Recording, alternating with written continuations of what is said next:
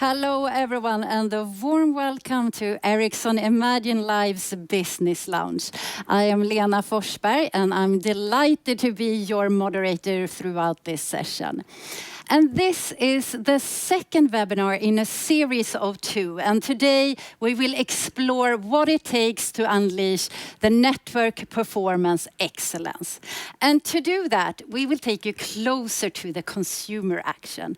We will find out the latest, the numbers and trends when it comes to subscribers. We will look at some revenue opportunities currently being explored by 5G Pacesetters across the globe.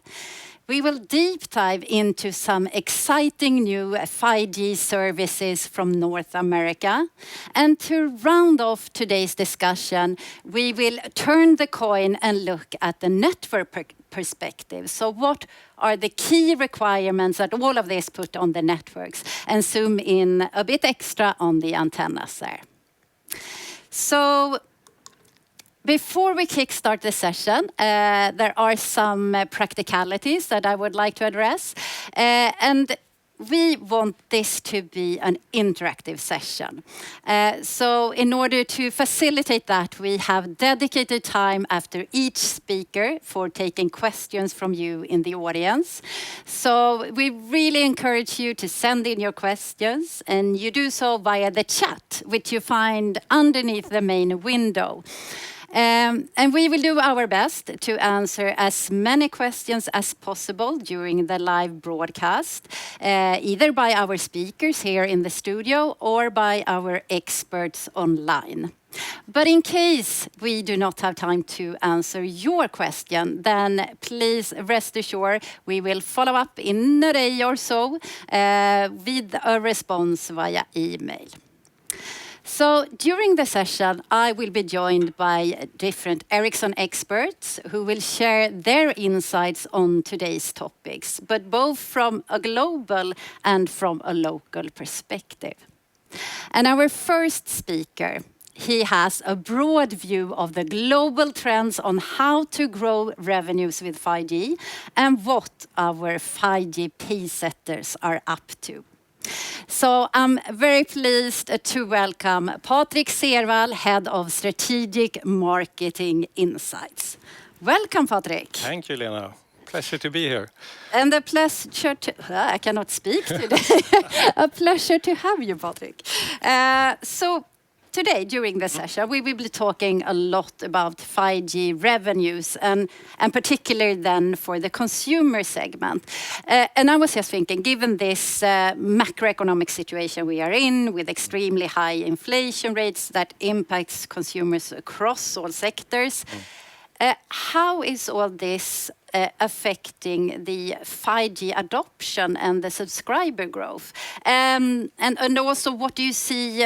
How do you see the forecasts develop over the coming years? Yeah, very good question. And we have been following the 5G uptake for a long time now and looking at what is actually happening. We're going to show you a slide here with some numbers just to put things into context. Right now, there are, in terms of subscriptions on 5G, around 1.3 billion. We just passed that in the middle of this year. We expect that to go up to 1.5 billion by 2023. But we do see, if you look back to this year, with the macroeconomic situation, as you talked about, a little bit less growth in terms of smartphone devices or smartphone device sales in general, but not on 5G. So 5G has been able to keep up the growth numbers, and that's what we see on this graph as well.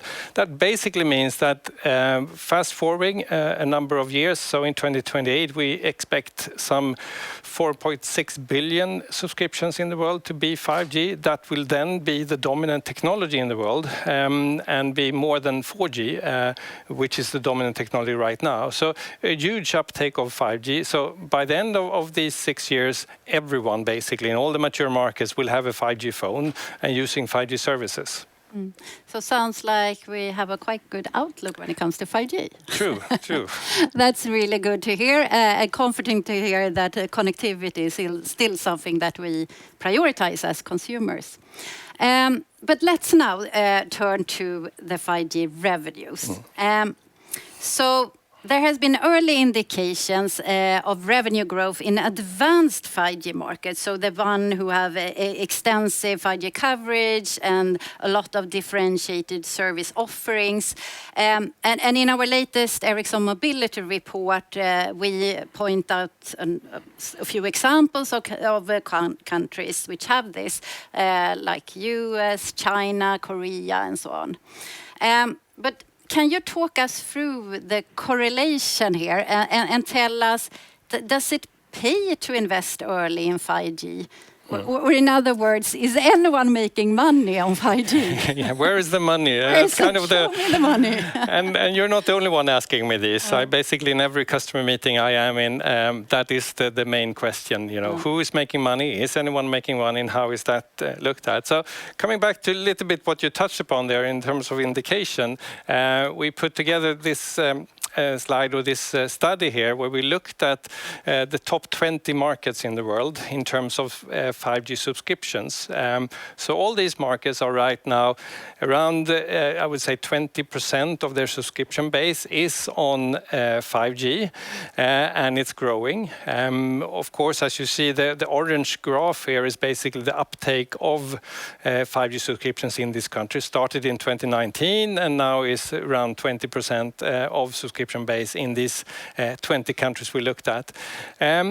But the blue part here, the blue graph, is basically the revenue side, the wireless service revenues of the operators active in this market. So we have made an analysis on that. We averaged it. So basically, every country has the same weight. So it's not just China and the US. It's also Norway, Denmark. It's many different countries in the Gulf region. It's in Asia. So looking at these markets, we can basically see that it's been a bumpy road for a while. We all know that. But something happened in mid-2021. That's where the growth trend changes, and we saw an uptake. So the last 2 years, actually, we've seen an uptake of some 7% in total of revenue going up in these markets, correlating extremely well with the 5G subscription growth in the same market. So basically, for the markets that have reached some 7-8%, that's when it turned to see that it's going up. Now you could ask, is this 5G revenue only? No, it's revenue for these operators, but 5G becomes a compelling event here where things turn around. So I think that's quite an interesting analysis to be made here. So let's then have a closer look at those revenues. And I mean, there are different roads to take for service providers when it comes to new revenues. Either they can just wait and see, or they can be the early ones out, or the pacesetters, as we call them. And can you share some examples of what these pacesetters are doing? Absolutely. I mean, everyone is using, almost everyone in the world have a bucket model. They are basically selling gigabytes. Some, or quite a lot, have an unlimited offer. Many have for a long time had these family plans and these type of things. But we see a number of new ideas here coming up in the market. And let me show a few examples on that.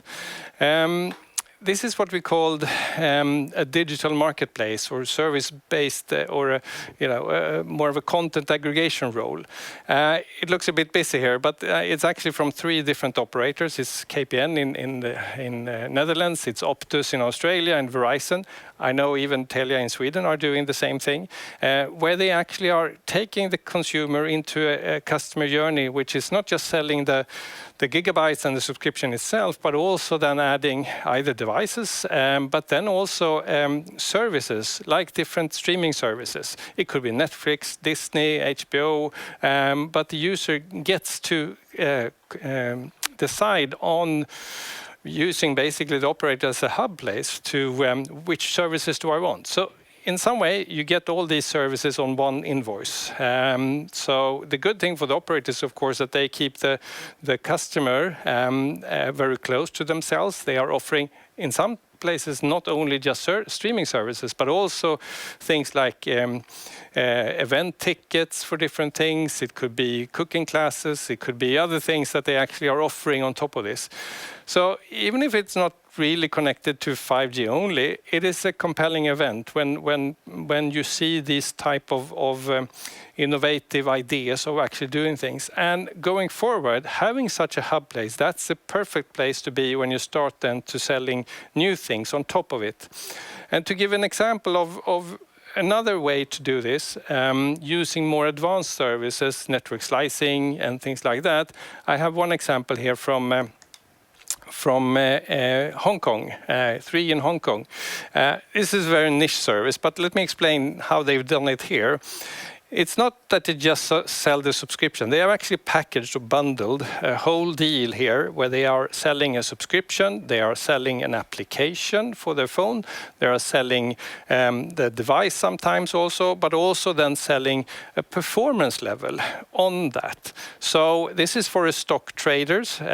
So of course they are very sensitive to having low latency, good connection, and always being able to very quickly trade. So that becomes very important for them. So by doing this and also assigning resources from the network using network slicing and standalone, they can actually offer a complete package for these traders and also charge more. See the dollar sign, it's actually in Hong Kong dollar, but it's actually 2 or 3 times more than what a normal package costs. So you can actually define or design these type of bundled packages in a new way on top of what you're selling today. So there are more and more of these cases coming up. It could be stock, it could be something else. And that I think is a sign of something is happening in the market here with 5G as that compelling event. So it's not only about the new innovative services, it's actually also about the complete bundle that you offer. Yeah, it's taking your customers on that journey to actually give them a chance to actually add on things on top of that, knowing that the network is there to support with that good quality, good performance. So having all this in your toolbox make it so much easier. Interesting. So let me pause you there, Patrick, because now I want to see if we have any questions from the audience. And I can see we have quite a lot of questions actually. So let's start with this one.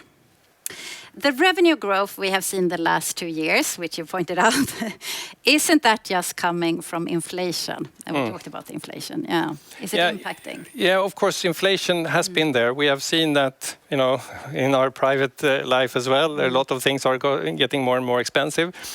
I actually did a look into the European Central Bank, and then when they reported inflation on different segments, and yes, you can see energy prices has gone on the roof the last year. You see food prices going up. Interesting enough, communication is still on 0 in terms of inflation. There is no inflation on communication services. Yes, operators are able to maybe sell a little bit more or take a little bit higher prices, but then they also have to give something more. So the actual price level follows what you actually give. So it's not necessarily so that these are the revenue growth is coming from just inflation or hiking prices. I would say the opposite. And also we see this trend starting already in 2021 when inflation was still low. So I would say it's not necessarily so, but I think there is an opportunity for operators to actually have a consumer price index adjustment in their contracts. We see more and more customers actually doing that they actually add that into the contract and starting to increase prices from time to time, which is actually a new thing in our industry if you follow the industry for a while. Yeah, that's interesting to hear actually that they're doing that. Personally, I had the same subscription with the same rate for a very long time. So, okay. Let's see. Here's another question. It's a good one. So apart from being first, do you see any other common denominators among the successful 5G service providers? Yeah, I mean, everyone is acting on their own market, of course, and they have to adjust. but there is something there in terms of experimenting, exploring new things, and actually trying to bundle different things in different ways. They're also pretty early on trying new type of technologies like standalone being launched and network slicing, and try to find ways to actually use that.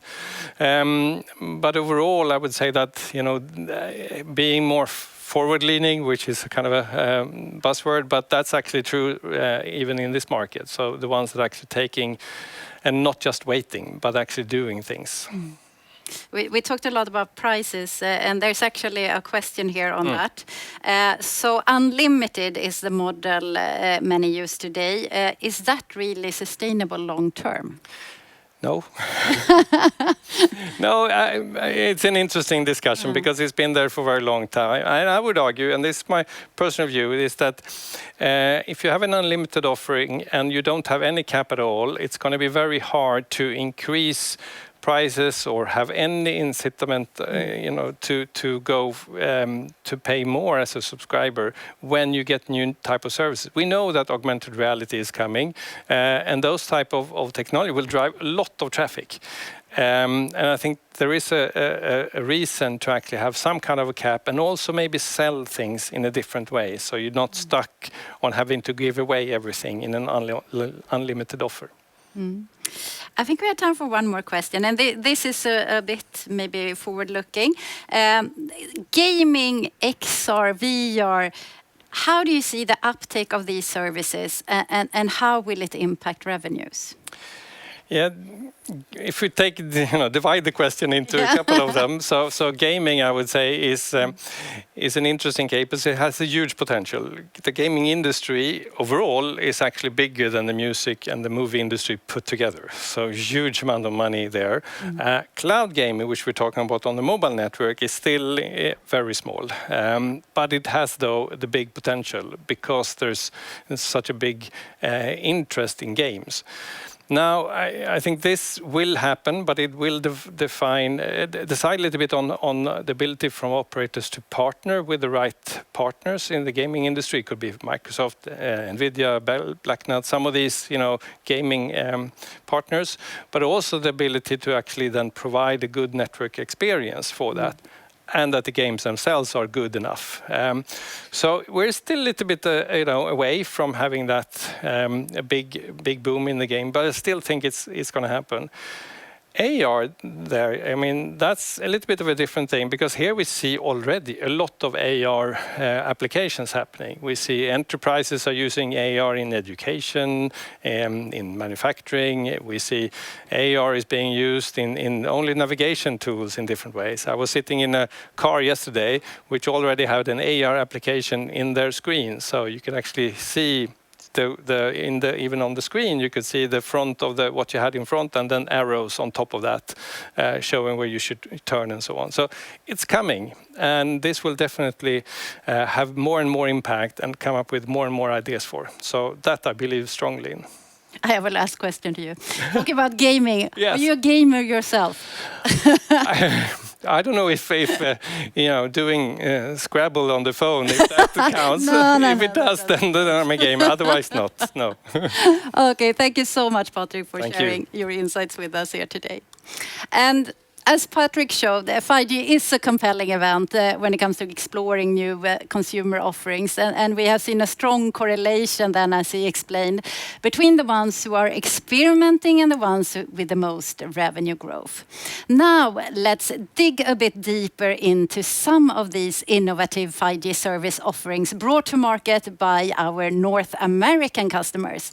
And joining us live from Dallas, I am pleased to welcome our next guest, Paul Challoner, Vice President of Network Product Solutions at Ericsson North America. Hello, Paul.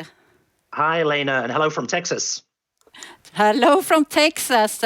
We're greeting you from a sunny Stockholm. How's weather like in Texas?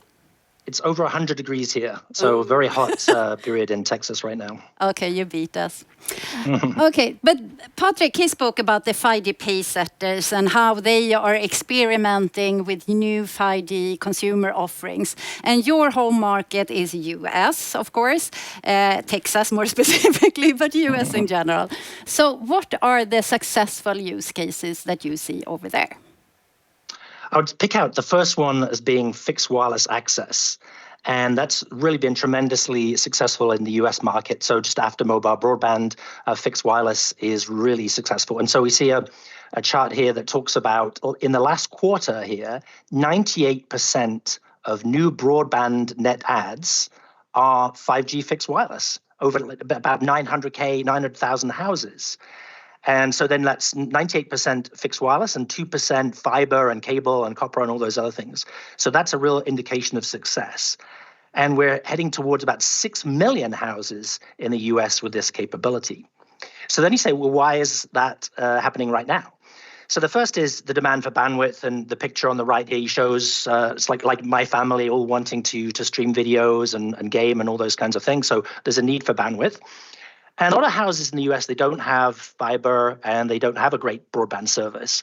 And so arriving into the market with a mid-band spectrum offering of 300 megabits per second, or if you use millimeter wave, that could be a gigabit per second, at the $30 to $50 a month is really a great proposition. And so, I mean, right now we've seen the build out in the US of mid-band spectrum. So we're putting that spectrum to good use by delivering fixed wireless access. And then the other thing that's happened is we've really, I would say, reduced some of the friction of deployment of fixed wireless. And so the CPE, the customer premise equipment, or the box that you have in your home, was added new bands. It's easier to install. There's outdoor and indoor versions. It's much more self-installable. And so that's really come together to increase the velocity of take-up of fixed wireless in what's a very successful use case. Yeah, and I think it's not only in US that we see fixed wireless access taking off. Globally, it has become the second largest 5G case after mobile broadband. So, and more than 300 million fixed wireless access connections are expected across the world by 2028. So a lot is happening there. And for that to happen, of course, it's important to have the right 5G coverage and capacity in place. And I was thinking another vital network capability to provide advanced 5G use cases is, of course, network slicing. And yeah, I see you smile. I know network slicing is something that we have been talking about in the industry for a very long time. So, Paul, is it now finally happening? Yes, it is. And I myself have talked about it for a very long time. So that's why it's great to see some of the recent use cases of slicing. And I can pick out a couple to talk about. And they're both around using a slice for broadcast video. So imagine the situation: you have got a congested network and a broadcast TV provider wants to connect their TV cameras to the network. And so the challenge, of course, is how do you protect that service to make sure you can provide high quality 4K or 8K video in an environment of congestion? And so you use a slice. And so it's a perfect case for using a slice. And so here are a couple of my favorite examples. So even though I live in Texas, I was originally from England. You can tell by my accent. So the one that I like best is the use of slicing in the coronation of the king, which happened in May. And so who'd have thought that in the previous coronation, there was a big controversy, and Winston Churchill at the time said, oh, you shouldn't put the coronation on TV. That's not a good thing. And now we're at a position where we're using leading edge technology of slicing and 5G to broadcast the coronation of the king. And then you even see an augmented reality crown there. So it's kind of a very cool event. And that was a slice protecting the broadcast TV quality. Closer to home, one of our customers here, T-Mobile, worked with Red Bull in a diving contest. And so this was, you see a picture here of Boston Harbor. And so, you know, crazy diver diving a very long way into the ocean here. And so the challenge was, how do I get the broadcast TV potentially from a drone, other cameras, and protect that quality of service in a throng of crowds looking on in Boston Harbor? And T-Mobile used a slice. And so that was another great case of that, where 4K TV broadcast quality for that diving contest, looked at the divers and was able to broadcast right down as they entered the water. So these are really two proof points for me that we've developed the standalone architectures that enable this, and we have the ecosystem in place. And so now it's all come together. And these two examples in May and June of this year are really great proof points of the progress in slicing. Yeah, I think this proves that network slicing is happening, and I think we will see a lot more in the coming years there.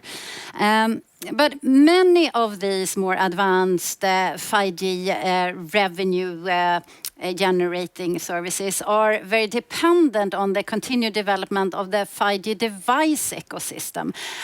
So talking about IoT, Internet of Things, is anything happening there? Absolutely. So it's a very big segment in terms of number of users. And we've been working with narrowband IoT and Cat-M to date, but there's a new kid on the block, and that is a technology just recently defined in the specifications in 3GPP called RedCap. And RedCap stands for Reduced Capability. And I think we have a slide on RedCap here. So this is a technology for IoT that's designed for 5G that provides low-cost devices, low-power devices, which means long battery life, and is targeted at segments like wearables. So you see in the top left here, so think about smart watches, think about smart goggles, AR, VR goggles. That would be an example where you need great battery life, you need low cost for the mass market, and that's where RedCap can deliver. And we recently made the first call with a customer in the US, Verizon, and our device partner, our chipset partner, MediaTek. And we made a first call, and we did a voice over NR, so it's a voice over 5G call over RedCap, because you need voice enablement for, imagine you're speaking into a smartwatch or something, so you need voice. And so that call was recently made. And so that really lends itself well to the development of that consumer wearable segment. But it's not only about consumer wearables, right? I think I actually can spot a photo there from our own 5G factory, right? That's right. I live not so far away from the 5G factory, and here's a picture of an autonomous guided vehicle. And so if you go to the 5G factory in Louisville, so that Ericsson manufactures in the US, uses 5G to build 5G. And so this is an example of one of the robots that we use to take from the incoming trucks, you take the components and you move that to the production line. And so we've used various technologies in 5G to connect those today, but we see that RedCap, with its cost advantage, providing the right kind of performance, is a really cost-effective way to enable these type of robots in the Industry 4.0 context. And so in the US, there's about 300,000 factories, and all of them need this automation. So we need to mass market scale the ability to take robots and connect them to the network to enable the Industry 4.0 segment. And so that's another target area for RedCap. So another area of mobile innovation, I think, is live events, and it has really been transformed by the introduction of 5G networks. So can you share any examples of how 5G connectivity have helped bring the fan experience to life in sports event or others, both inside and outside the stadium, and also how this enhanced experience can bring new revenues to service providers? Absolutely. So picked out a couple of, I think, really cool events that, my favorites again. And so, of course, living in the US, the biggest event of the year probably is the Super Bowl, the American football, or football, as you say here, event. And so the first 5G Super Bowl was, I would argue, back in 2021 in Florida. We then had events in the SoFi Stadium in California, which is the picture here. And so how does this, why do you need it? So first of all, you have about 60,000 fans in seats in the stadium. They've typically spent a lot of money on those tickets and are looking for a great fan experience, right? So they do not want congested networks. They want to have great streaming, and they want to have access to applications. And so what we've done here is the operators have provided applications that enhance that fan experience. For example, you can use your device to look at augmented reality views of your players on the field. So you can do 60-foot versions of your players. You can track the individual players with player cams. You have multiple views. And then you can do specific commercial packages where you can upgrade for the halftime show, for example. That's a kind of big thing at the Super Bowl. You can buy tickets over the 5G system, and you can upgrade to enhanced service experience with operator apps. And so these are add-on sales that enhance the monetization from our operators. And of course, you have to do that in a very congested environment. And so we deploy lots of radios, there's lots of investment that goes into this to provide that great capability for those 60,000 fans. So that is really important. And we're looking at over 30 terabytes of data transferred in the sort of Super Bowl period. So it's a lot of data across a lot of radios, across a lot of bands. And so it's really a good test for the original intentions of 5G for capacity and mass market users in the Super Bowl. But if I move to the other kind of football, from England, what I'd call football, but soccer here, this is an example from last year's World Cup held in Qatar. And so even more radios, there's many stadiums that this was held across Qatar, and hundreds of terabytes of data transferred. Lots of radio infrastructure required. So as you mentioned, so inside the stadium, in the bowls of the stadium, and then on the paths from the train stations to the stadium, a full seamless experience as you travel to the stadium and experience that same fan experience there. So indoor capabilities, outdoor capabilities, the full set of portfolios that are provided by 5G. So here's a couple of examples of that. Then, another example would be I took my daughter to a recent Taylor Swift concert in Dallas. And it was very interesting because that concert alone, if you like music, Taylor Swift, that generated almost as much data as the Super Bowl itself. So whether it's sports or whether it's music, these venues really take advantage of 5G and allow the operator to monetize because you're adding on extra services that the fan is happy to pay. Super interesting. But and Paul, let me know when you see anything like this for a ballet performance. Then I'm willing to pay extra for it. But now let's look and see if we have any questions from the audience. We said in the beginning we wanted this to be an interactive session, and I think you have delivered on the task. Great to see so many questions coming in. Here's one. In the case of Red Bull event, how can operator grow revenue with this type of premium services? That's a good question. So if you think about the business case for a broadcast TV operator, in the old days or before this kind of capability, the TV station would have to have some kind of outside broadcast truck, would need satellite links back. It's a very expensive proposition to be able to do that. Now you can take your cameras with your cameraman with a 5G module in there and do that in a much more cost-effective way. And so broadcast TV providers are willing to pay for that.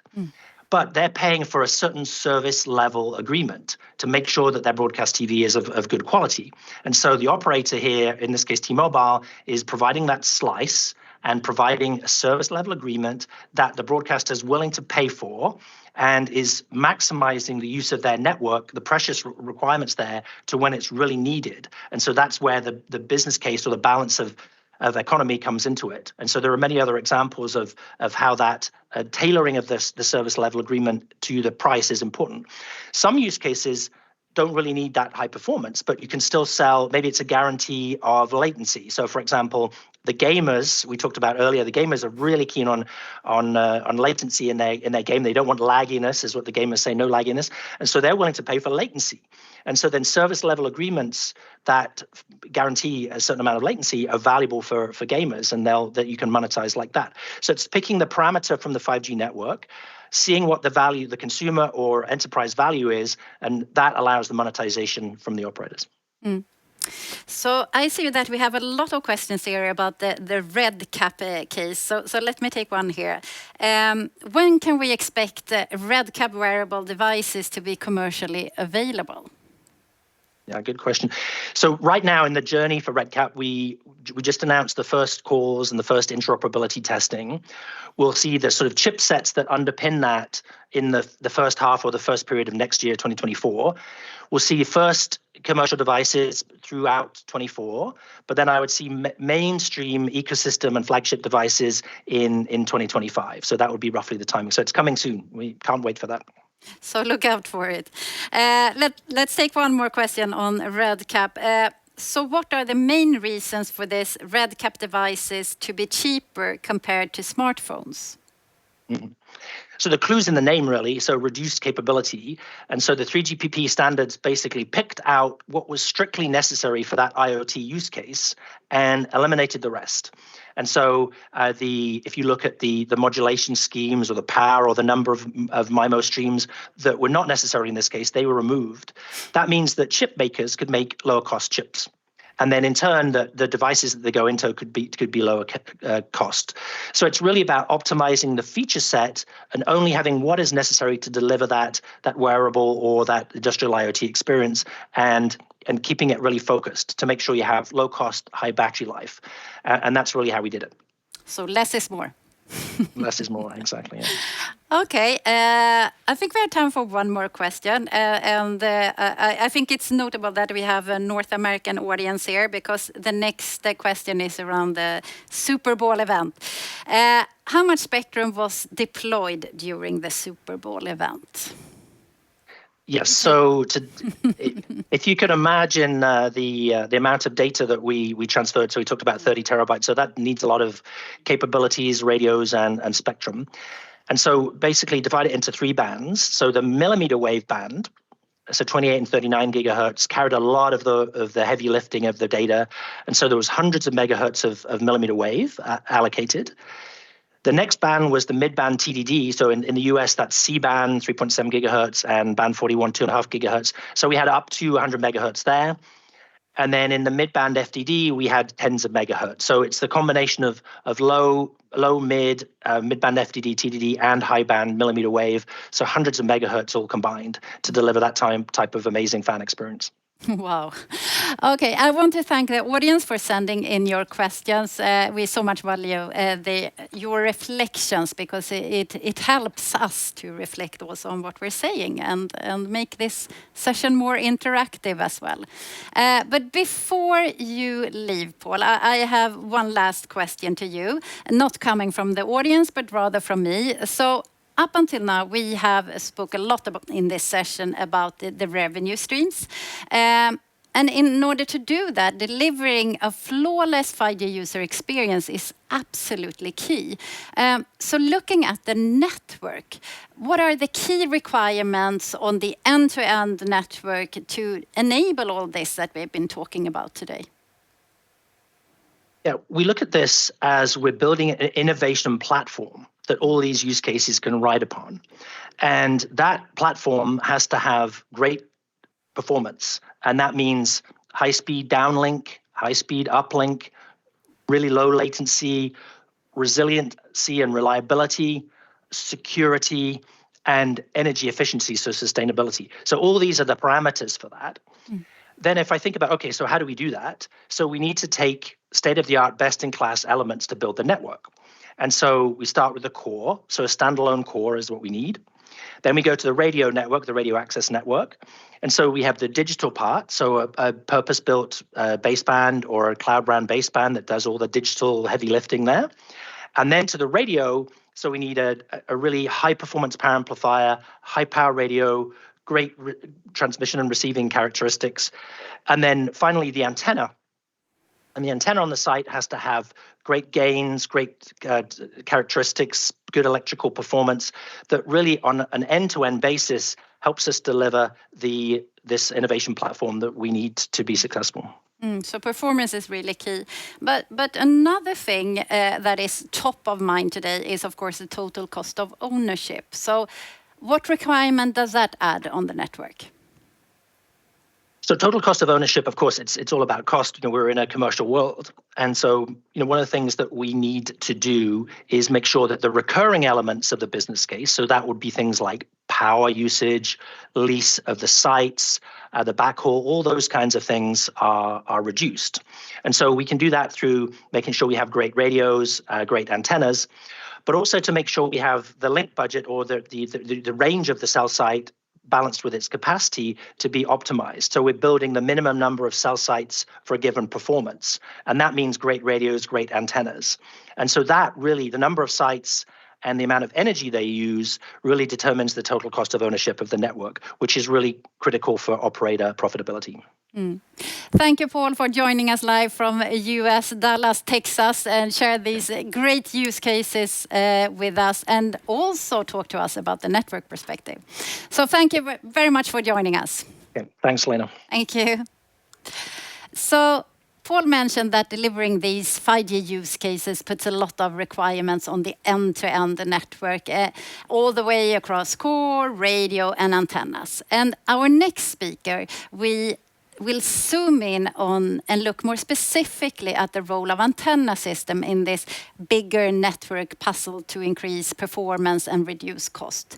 So with me here in the studio, I have Dr. Reza Degani, Solution Leader at Ericsson Antenna System. Hello, Reza. Hi, Lena. Hi. How are you doing today? Great, great. Happy to be here. So as we just concluded, demand on the end-to-end 5G networks are extremely high, and not at least for the antennas, which is your area of expertise. So can you talk us through the impact of antenna systems in delivering that powerful 5G experience? Sure. So in the past, in terms of designing the networks, the antenna impact on the network performance usually had less weight comparing to the other radio technologies, other RAN technologies such as the radio, the core, the chips, and etc. However, nowadays, let's say comparing to a decade ago, antennas have more importance. Because antennas are actually the gateway to the network, and this is important.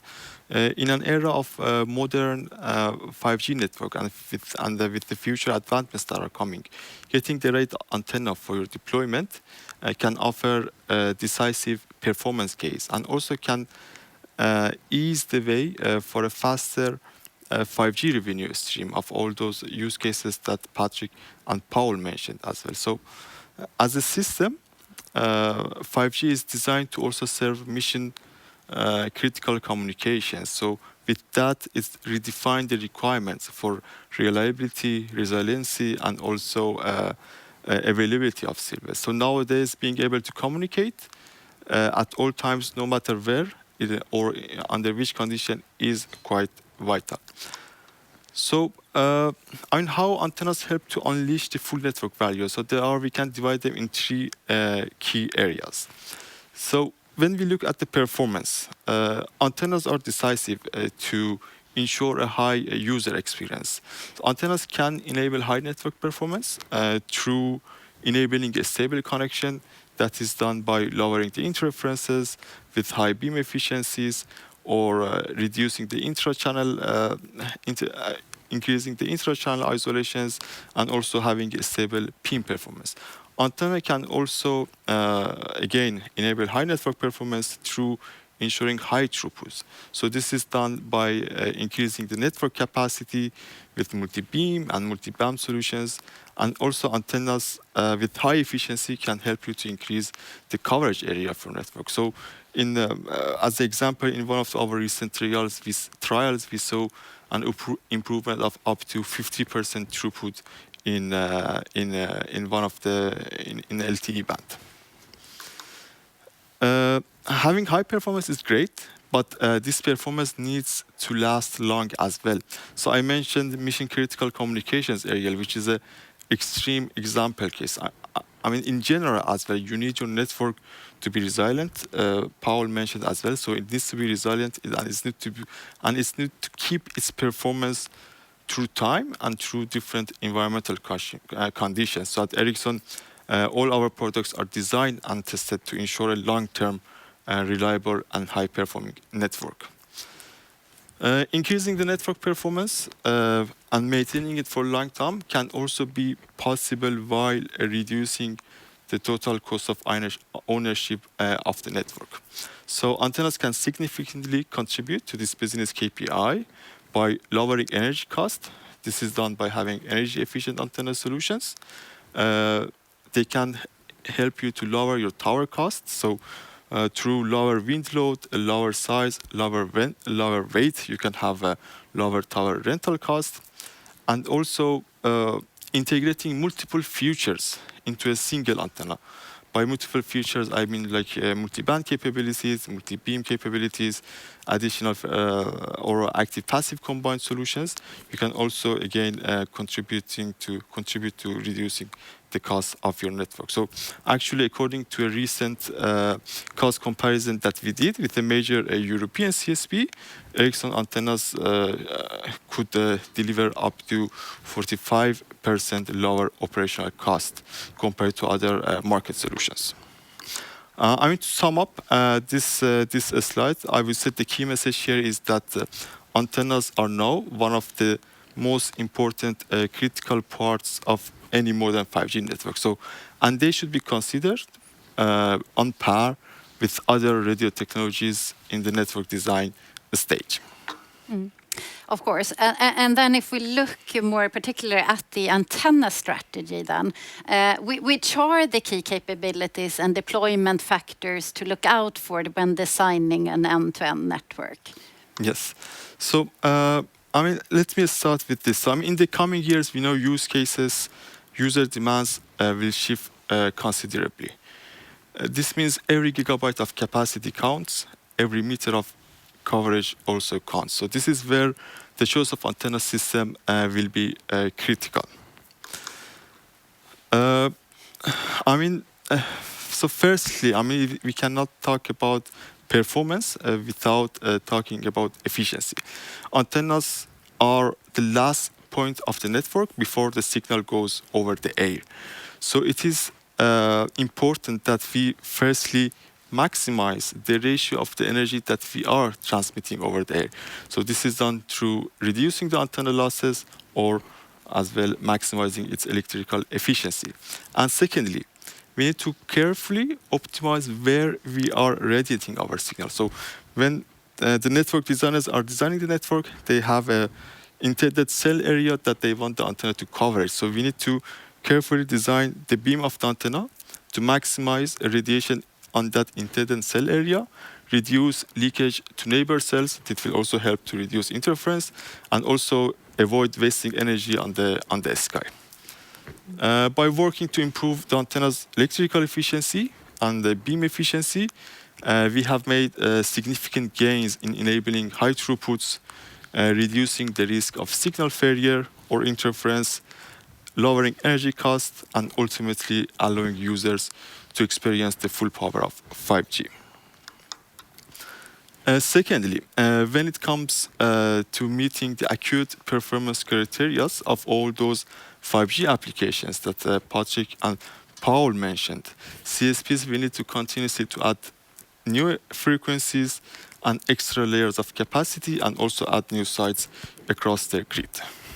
So this requires antenna solutions that enable a versatile network deployment that are cost efficient, energy efficient, and capable of scale. This is where antennas wind load and lower form factor and weight factors make a crucial contribution to the user experience, meaning CSPs can incrementally scale and evolve the network with faster time to market. So at Ericsson, we were the first in the market to improve the wind load of the antennas by 20% with the famous vortex generators, and of course, further improvements in coming with the within our new platforms, thanks to a state-of-art simulations and also accurate full 360-degree wind tunnel measurements that we are doing. Thirdly, as mentioned at the last slide as well, delivering a network that is resilient, reliable, and delivers high service availability is integral to meeting 5G use case performance demands. Particularly at Ericsson, we have one of the world's best, I would say, testing facilities where we test antennas under toughest environmental conditions and also mechanical stress conditions.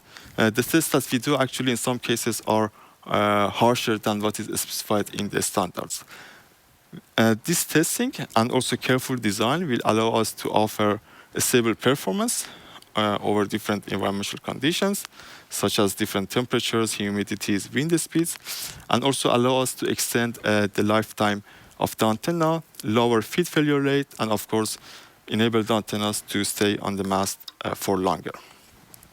Lastly, today's antennas are not just becoming more efficient and reliable, they're also becoming multi-performant by integrating a vast set of multi-band, multi-beam, and active-passive capabilities within a single radome. When it comes to the active and passive antennas, CSPs, when they use these types of solutions, they can manage to overcome growing complexity of microsites and towers. And it helps them to reduce their site footprint and also optimization cost. For example, Ericsson interleaved air solutions, which have an integrated passive antenna and a massive MIMO antenna, enable CSPs to deploy and scale 5G midband on a much faster and larger scale with no need for additional densification. A simulated calculation was done by our Ericsson experts and showed that when you upgrade to our hybrid or interleaved air solutions with massive MIMO, you can gain up to 7 times more broadband capacity comparing to the existing multi-band solutions. In some cases, capacity is needed, but massive MIMO is not the best option. There could be issues like spectrum availability or user equipment availability. For those cases, multi-beam antennas are a good alternative as well. Dual beam and tri-beam solutions, for example. And last item on this integrated capabilities is the multi-band antenna. So we heard a good example from Paul. So in the Super Bowl case, so they had low band, they had mid band, and they had a high band as well. So the combination of low band, mid band, and high band is the end goal of any 5G network evolution.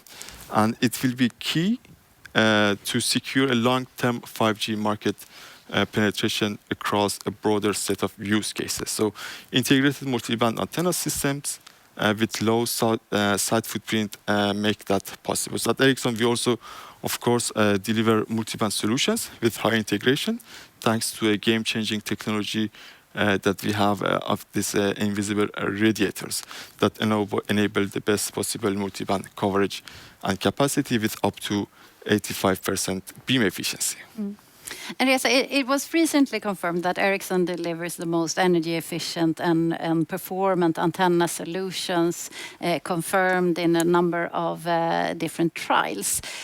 So I was wondering if you could elaborate a bit on the findings from these trials and also tell us why benchmarks like these are important for service providers when scaling 5G. Sure. With Ericsson's deep network expertise, we have much better insight into network performance comparing to, let's say, a standalone antenna vendor. And therefore, we are also extra keen on opportunities to do these live network trials. They allow us not to only stress test performance in a real live network, but also allow us to continuously develop our offerings by taking a detailed look into which specific network component contributes in which magnitude to the network performance. We have been doing a lot of trials recently, and the general trend is improvement in KPIs that we see. So we will have a look on two of the, I think, most outstanding results that we have seen. First one is a trial in US. It's where we did a like-for-like swap and revert. It means we took our antenna and changed it with a similar model of an existing solution from a competitor. We had the antenna in the network for 1 week, and then we revert back again to the original antenna. That was to make sure during the performance change that we saw was not due to any exceptional event during that specific period of time. So one of the outstanding results that we measured was 40% downlink user throughput improvement at site level. This was mainly due to superior mid-band gain of our antenna that allowed the site to offload traffic from low band to mid-band. We also saw quite good improvements in signal-to-noise ratio and also received signal levels. The other case that I would like to talk about is an ongoing actually swap with the European network. So the plan is to swap 8,000 sites. We have done more than 3,000. We have the data, and then we extrapolated those data to the 8,000. So significant outcome of this case was that by using our energy efficient antenna solutions, the operator is capable to reduce the power consumption by 15% while maintaining the same performance and coverage as before the swap. This power saving, of course, has significant TCO contribution and also environmental contribution by reducing the CO2 emissions. But that's really impressive results, I must say. You must be very proud of the outcome. Yes, indeed.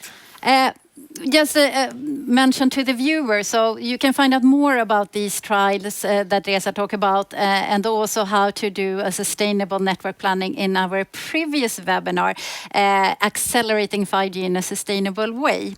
But now, Reza, to round off the discussion here today, could you talk us through the key areas that will shape and define service providers' antenna strategy in the coming years? Sure. I would summarize, let's say, that into three key areas.